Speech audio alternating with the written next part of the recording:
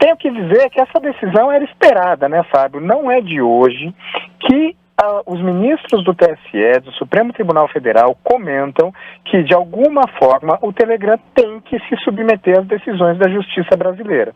A decisão do Alexandre de hoje, que eu li há pouco, é muito baseada no Marco Civil da Internet, que diz que provedores de conteúdo, não só provedores, essas plataformas também de transmissão de conteúdo, se submetem à legislação nacional quando o resultado dela, o conteúdo dela circula em território nacional.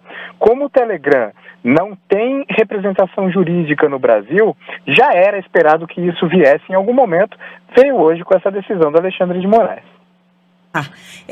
A dificuldade da gente entender como isso será implementado, porque o ministro Alexandre de Moraes, ele acolhe um pedido da Polícia Federal para suspensão em todo o Brasil do uso do serviço, da prestação do serviço do Telegram.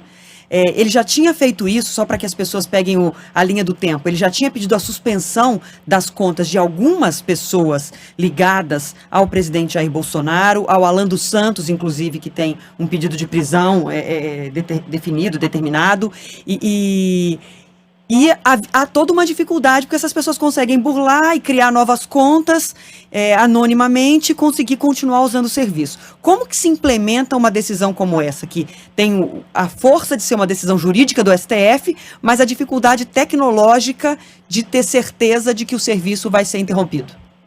Olha, existe uma forma de burlar isso, Adriana. Eu estava estudando isso há 2 semanas, exatamente por conta de uma conversa que a gente teve em um dos programas da Band News, que é um serviço, parece que chama VNP ou VPN, que é uma internet que você não passa por determinado local, então você consegue driblar, mas é uma internet privada, é uma coisa privada.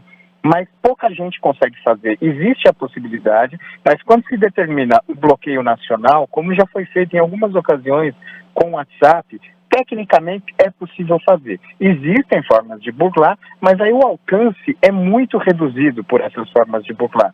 Agora, em relação ao Alan dos Santos, Adriana, ele cita nessa decisão de hoje o seguinte: ele mandou suspender 3 perfis do Alan dos Santos. E ele nomeou ali, ele direcionou isso para um escritório de advocacia aqui do Brasil que representa o Telegram, mas representa o Telegram só em questões de propriedade intelectual. Ou seja, protege a marca Telegram no Brasil. Essa é a função do escritório e, a princípio, o escritório só teria procuração para isso, não poderia atuar em outras frentes. Mas o Alexandre de Moraes, quando se descobriu a existência dessa procuração, ainda que muito específica para um fato, ele mandou notificar este escritório. E parece que o Telegram suspendeu 3 contas indicadas pelo Alan dos Santos.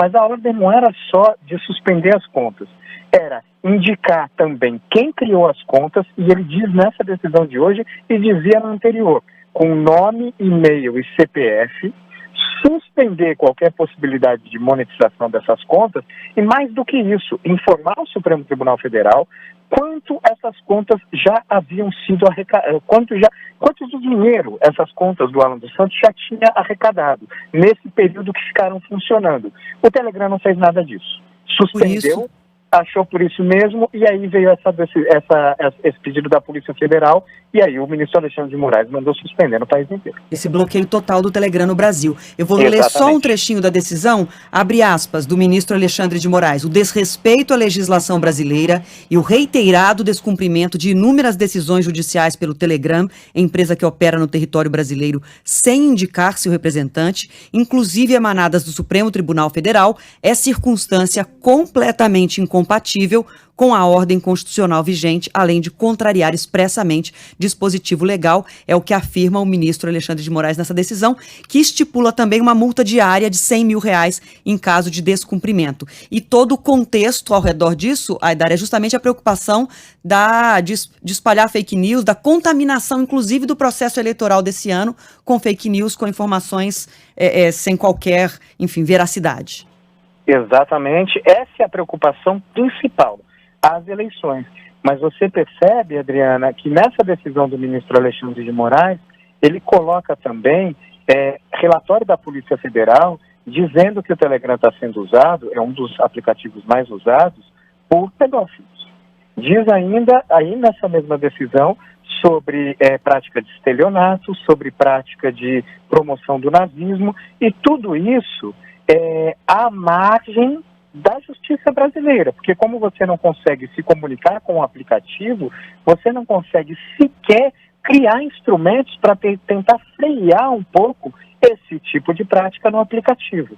Então, a principal preocupação é sim as eleições, é sim a disseminação de notícias falsas em massa, capazes de influir, inclusive, no resultado do processo eleitoral no Brasil, mas não só isso. Há outros crimes, segundo a Polícia Federal, sendo cometidos à margem da justiça, porque o aplicativo simplesmente não responde às comunicações da Justiça do Brasil.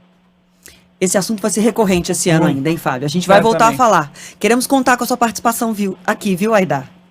Sempre que possível, pode me ligar que eu atendo. Agora, infelizmente, não podia entrar com imagem porque eu já estava na rua, mas pode contar comigo que eu estou aí. Muito bom te ouvir. Obrigada demais.